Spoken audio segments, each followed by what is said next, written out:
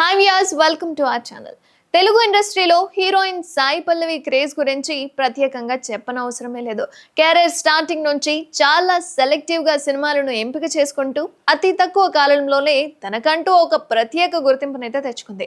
తన నటనతో అభిమానులను సాయి పల్లవి ఫిదా చేసేసిందనే చెప్పుకోవాలి. ఇక సాయి పల్లవి స్టెప్పులు అభిమానులతో ఈలలు వేయించిన ఘటనలు అయితే చాలానే ఉన్నాయి. మన తొలి తెలుగు సినిమా ఫిదా నుంచి మొన్న వచ్చిన విరాట పర్వం వరకు అన్ని విభిన్నమైన పాత్రల్లోనే నటిస్తూ అభిమానులను మెప్పిస్తోంది. తెలుగు, తమిళ, కేరళ భాషల్లో సినిమాలు చేస్తూ మోస్ట్ టాలెంటెడ్ హీరోయిన్ గా కూడా గుర్తింపు తెచ్చుకుంది.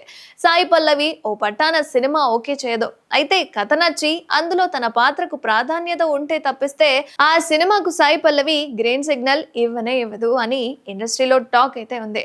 అయితే రొమాంటిక్ ముద్దు సీన్లకు సాయి పల్లవి దూరంగా ఉంటుంది. ఇది ఎలా ఉంటే సాయి పల్లవికి తాజాగా మహాభారతం గురించి చేసిన కామెంట్స్ నెట్టింట వైరల్ గా మారాయి.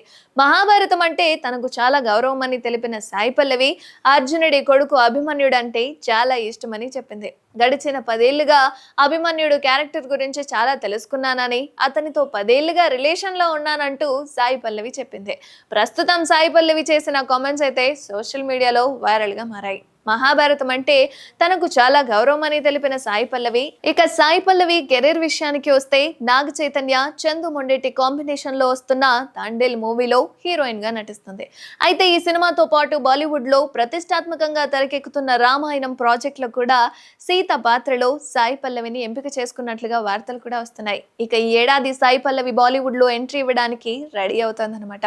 బాలీవుడ్ స్టార్ హీరో ఆమీర్ ఖాన్ తనయుడు జునైద్ ఖాన్ హీరోగా ఎంట్రీ ఇస్తున్న సినిమాలో సాయి పల్లవి హీరోయిన్ గా నటిస్తుంది. ప్రస్తుతం ఈ సినిమా షూటింగ్ అయితే జపాన్ లో శరవేగంగా జరుగుతుంది. ఎంతైనా అభిమానులను సొంతం చేసుకున్న సాయి పల్లవికి ఎవరిష్టం, ఎలాంటి వారంటే ఇష్టం అన్నది తెలుసుకోవడానికి అభిమానులకి చాలా ఆశ ఉంటుంది కదా. మరిన్ని అప్డేట్స్ కోసం చూస్తూనే ఉండండి తెలుగు వాలెట్.